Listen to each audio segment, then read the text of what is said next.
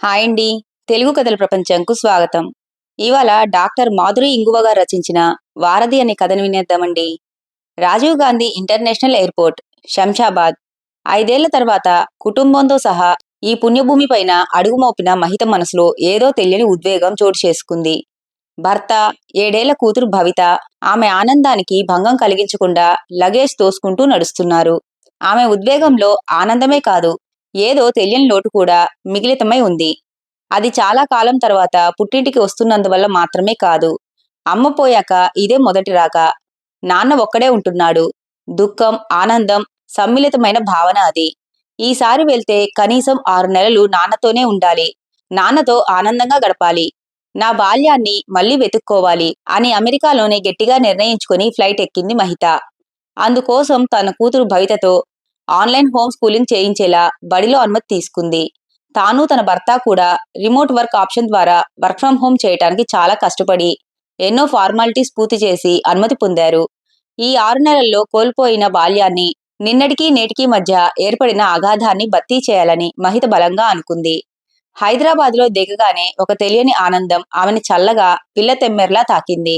ప్రయాణ బడలికకి కళ్ళు ఎర్రబారిన కోల్పోయినదేదో పొందబోతున్నాను అన్న ఆశ ఆమె ముఖాన్ని మెరిపిస్తోంది. లగేజీతో టాక్సీ ఎక్కారు ముగ్గురు. వాయు కాలుష్యం, శబ్ద కాలుష్యం భరిస్తూ 2 గంటలు సుదీర్ఘ ప్రయాణం చేశాక 25 కిలోమీటర్ల దూరంలో ఉన్న ఇంటికి చేరుకున్నారు. ఉబికి ఉబికి వస్తున్న ఎన్నో ఆశలను అదిమి పెట్టుకుని ఊపిరి బిగబట్టి వచ్చిన మహితకు రంగు వెలిసిపోయిన ఇల్లు నీరసంగా కనిపించింది. అమ్మలేని లోటు ఇంట్లో శూన్యాన్ని నింపడమే కాదు, ఇంటి బయట గోడల్ని కూడా కళావిహీనం చేసింది. గేటు తీసుకుని లోపలికి అడుగు పెట్టగానే వాకిట్లో మందార చెట్టు లేని ఓపిక తెచ్చుకుని ఎర్రని పూలతో ఆనందంగా తన బాల్య స్నేహితురాల్ని నవ్వుతూ స్వాగతించిన కుప్పగా పేరుకుపోయిన ఎండుటాకులు మనోవేదనని దాచలేకపోతున్నాయి. ఇంతలో "వచ్చావా మహి" అంటూ నాన్న బయటికి వచ్చారు. ఆయన నడక వణుకుతున్నా కళ్ళలో ఆనందం ప్రకాశిస్తోంది. కాని ఆ ఆనందంలో కూడా ఏదో తెలియని బెరుకును తొలిసారిగా మహిత గమనించింది. కూతుర్ని అక్కున చేర్చుకుని ప్రేమ ప్రదర్శించడానికి కూడా 1 నిమిషం సంశయించారు. ఎందుకంటే ఆమె ఇప్పుడు కేవలం తన కూతురు కాదు, అమెరికా రిటర్న్.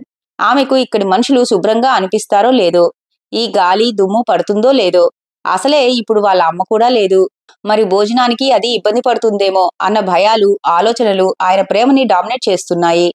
మొహమాటంగా నవ్వుతూనే మహిత కుటుంబం లోపలికి అడుగుపెట్టింది. ఆ రాత్రి భోజనాల దగ్గర "నాన్నా, రేపు మనం మన పాత బజారుకి వెళ్దాం. ఆ తర్వాత పిన్ని వాళ్ళ ఇంటికి వెళ్దాం" అని ఉత్సాహంగా చెప్పింది మహిత. నాన్న నవ్వి, "పిన్ని వాళ్ళు ఆ ఇల్లు అమ్మేసి అపార్ట్మెంట్కి వెళ్ళిపోయారమ్మా. మన బజార్లో ఇప్పుడు నడవలేం, చాలా ట్రాఫిక్. నువ్వు క్యాబ్ బుక్ చేసుకోవాలి" అన్నారు. ఆయన మాటల్లో "మారిన నీ జీవనశైలి వేరు, ఇక్కడి నేటి పరిస్థితులు వేరు" అన్న భావన స్పష్టంగా వినపడింది. మహిత కొద్దిగా నిరుత్సాహపడింది. మరుసటి రోజు చుట్టాలు, పక్కింటి వాళ్ళు పలకరించడానికి వచ్చారు. అందరి ప్రశ్నలు ఒకేలా ఉన్నాయి. "మీకు గ్రీన్ కార్డ్ వచ్చిందా? మీ అమ్మాయికి ఎక్కడ సీటు వచ్చింది? అక్కడ ఇల్లు ఎంత రేంజ్లో ఉంటాయి? ఎన్ని కోట్లు సంపాదించారు? మా వాడికి ఎంఎస్ చేయాలని ఉంది. ఏ యూనివర్సిటీ బెటర్ అంటావు?" అంటున్నారు తప్ప ఆప్యాయంగా "ఎలా ఉన్నావు మహతి? నీకు అక్కడ మన వాళ్ళు లేక ఒంటరిగా అనిపించదా? అమ్మ పోయిన బాధ నుంచి కోలుకున్నావా?" అని ఒక్కరూ అడగలేదు. వారి కళ్ళలో మహిత ఒక మనిషి కాదు, సక్సెస్ సింబల్. ఆమె ఒక నడిచే వీసా కౌన్సిలర్, డాలర్ల యంత్రం. ఆమె రేంజ్ వేరు కనుక గొప్పగా మాట్లాడాలి, మనం కూడా గొప్పగా కనిపించాలి అన్న తాపత్రయం. నిన్నటి నిష్కల్మషమైన ప్రేమలు, ఆప్యాయతలు ఏమయ్యాయి? తెచ్చిపెట్టుకున్న చిరునవ్వు ఇంకిపోయి మళ్లీ నిరుత్సాహపడింది మహిత. మహిత అనుకున్నది ఒకటైతే అక్కడ జరుగుతున్నది ఇంకొకటి. రోజులు నిస్సారంగా గడుస్తున్నాయి. ఒకరోజు సాయంత్రం మేడ మీద నిలబడి పగడికి రేయికి మధ్య నలిగి ఎర్రబడ్డ సూర్యుడిని చూసి విషాదంగా నవ్వుకుంది. ఎటు ఉండాలో ఎటూ తేల్చుకోలేని తన అంతర్మదనాన్ని ప్రతిబింబిస్తున్న రవిబింబం ఆమెతో ఏదో ఆవేదన పంచుకున్నట్లుగా తోచింది. మౌనాన్ని మించిన భాష లోకంలో ఇంకేముంది? ఆమె ఆలోచనలు భంగపరుస్తూ పక్కింటి మేడ మీద కుర్రాడు ఫోన్లో గట్టిగా అరుస్తూ మాట్లాడుతున్నాడు. "నాన్నగారు, ఈ ఒక్కసారికి లోన్ పెట్టండి. అమెరికా వెళ్ళాక 2 ఏళ్లలో తీర్చేస్తాను అని మొత్తుకుంటున్నాను కదా. ఇక్కడ ఈ ఉద్యోగంతో నా లైఫ్ వేస్ట్ అవుతోంది" అంటున్నాడు. మహితకి ఆ మాటలు ఎక్కడో గుచ్చుకున్నాయి. ఒక్కసారిగా పెళ్ళుబికిన కన్నీళ్లు ఆపుకుంటూ గట్టిగా కళ్ళు మూసుకుంది.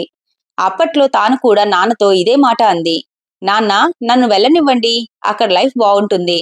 నిజమే, విదేశాల్లో లైఫ్ బావుంటుంది. పెద్ద ఇల్లు, కోట్ల సంపాదన, 2-3 కార్లు, వీకెండ్ గెట్ టుగెదర్లు. కానీ అమ్మకి క్యాన్సర్ వచ్చినప్పుడు కీమోథెరపీ వల్ల అమ్మ ఒళ్ళంతా మంట పుట్టిపోతుంటే పక్కన కూర్చొని సేవ చేయాల్సిన చేతులు వేల మైళ్ళ దూరంలో ల్యాప్టాప్ కీబోర్డు మీద కోడింగ్ రాస్తున్నాయి. అమ్మ చివరి చూపు కోసం ఫ్లైట్ టికెట్లు వెతుకుతుంటే పీక్ సీజన్ అని టికెట్ దొరకని నిస్సహాయత, డాలర్లు తీర్చలేని ఆవేదన, కొనలేని ప్రశాంతత. ఇవన్నీ ఆ కుర్రాడికి ఎలా చెప్పగలదు? చనువు తీసుకోలేక కాదు, తెలియజేసే భాష తెలియక. తల భారంగా అనిపించి కాఫీ కలుపుకుందామని కిందకు వెళ్ళింది మహిత. నాన్న టీవీలో వార్తలు చూస్తున్నారు. భర్త కూతురు మధ్యాహ్నం పడుకొని ఇంకా లేవలేదు. అలా ఏకాంతం దొరికినప్పుడే ముఖ్యమైన విషయం ఒకటి తండ్రితో మాట్లాడాలి అనుకుంది మహిత. నాన్నా అని పిలిచింది తండ్రి పక్కన కూర్చుంటూ. ఏమ్మా, మీ గదిలో ఏసీ సరిగ్గా పనిచేయట్లేదా అని అడిగారాయన కంగారుగా. అది కాదు నాన్నా, నేను ఈ ఇల్లు అమ్మేసి నిన్ను నా దగ్గరికి తీసుకెళ్దాం అనుకుంటున్నాను అంది కొద్దిగా తటపటాయిస్తూ. ఇది నిజానికి ఆమె ఆలోచన కాదు, భర్త ఆలోచన. మామయ్య గారు ఒక్కరే ఇంటి పనులకు ఇబ్బంది పడుతూ బయట పనులకు కష్టపడుతున్నారని అతడి ఆరాటం. నాన్న ఒక క్షణం మౌనంగా ఉండిపోయారు. తర్వాత లేచి వెళ్లి కిటికీలోంచి బయట ఉన్న మర్రి చెట్టు వైపు చూపించారు. మహిత, ఆ చెట్టును చూడు, దాని వేళ్లు భూమిలోకి ఎంత లోతుగా వెళ్ళాయో. ఇప్పుడు దాన్ని పీకి అమెరికాలో నీ గాజుపెట్టెలో పెడితే బాగుంటుందా అని అడిగాడు. మహిత ఆశ్చర్యంగా చూసింది. నువ్వు వెళ్ళిపోయావు, అది తప్పు కాదు. పెళ్లి చేశాక అత్తారింటికి వెళ్ళినట్లే విదేశాల్లో ఉద్యోగం వస్తే మంచి జీతం కోసం అటు వెళ్తారు. నీ వేళ్లు ఇక్కడే ఉన్నా చిన్న వయసులో వెళ్ళినందునో ఏమో నువ్వు ఆ మట్టిలో కుదురుకోగలిగావు. నీ కొమ్మలు రెమ్మలు అక్కడ విస్తరించాయి. కాని నా వేళ్లతో పాటు కొమ్మలు ఇక్కడే ఉన్నాయి. ఇప్పుడు ఈ వయసులో నన్ను అక్కడికి రమ్మంటే నా వేళ్లనే కాదు, కొమ్మల్ని కూడా నరుక్కొని రమ్మన్నట్టే. స్నేహితులు చుట్టాలు అందరికీ దూరమై అన్నీ కోల్పోయిన బెంగతో నీ ఇంట్లో నేను మూడ్లా మిగిలిపోతాను తప్ప జీవం ఉన్న మనిషిలా బతకలేం తల్లి, అర్థం చేసుకో అన్నాడు. ఆ మాట వినగానే ఆమె మనసు కుంగిపోయింది. తండ్రిని తీసుకుని విదేశాలకు వెళ్లి ఆయనని అక్కడ సర్దుకోమని చెప్పలేదు. అలా అని ఆయన కోసం తను అమెరికాలో అన్నీ వదులుకొని వచ్చి ఇక్కడ సెటిల్ అవ్వలేదు. ముఖ్యంగా భవిత అందుకు అస్సలు ఇష్టపడటం లేదు. ఏమీ పాలుపోని అయోమయంలో నిస్సహాయంగా కూర్చుండిపోయింది మహిత. తండ్రి చూపించిన మర్రి చెట్టు వైపు చూసింది. ప్రవాస భారతీయులందరి బ్రతుకు మర్రి చెట్టు ఊడల వంటిదేనని అర్థమైంది.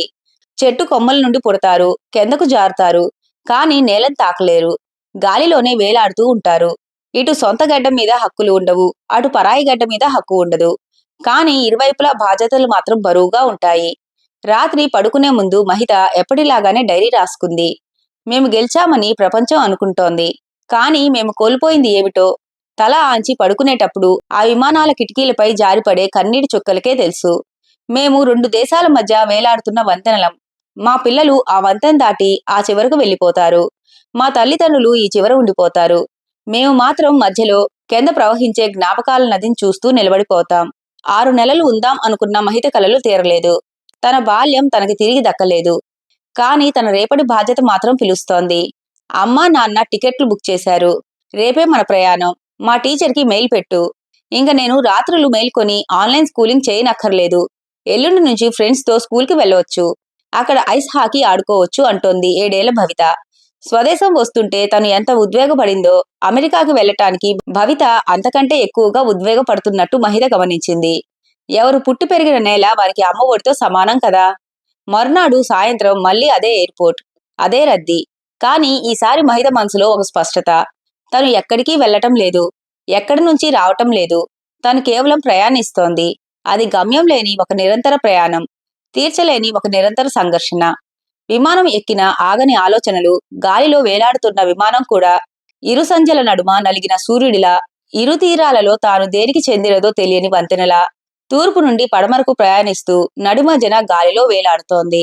పొట్టకూటి కోసం పరాయి దేశంలో పనిచేసే ప్రతి ఒక్క మనిషి మనోభావన ఇదేనేమో కదండి. ఇంతటితో కథ కంచికి మనం ఇంటికి. ఈ కథ కనుక మీకు నచ్చినట్లయితే లైక్ చేసి, షేర్ చేసి, కామెంట్ చేసి మన ఛానల్కి సపోర్ట్ చేసేయండి ఫ్రెండ్స్. ఇక ఉంటానండి.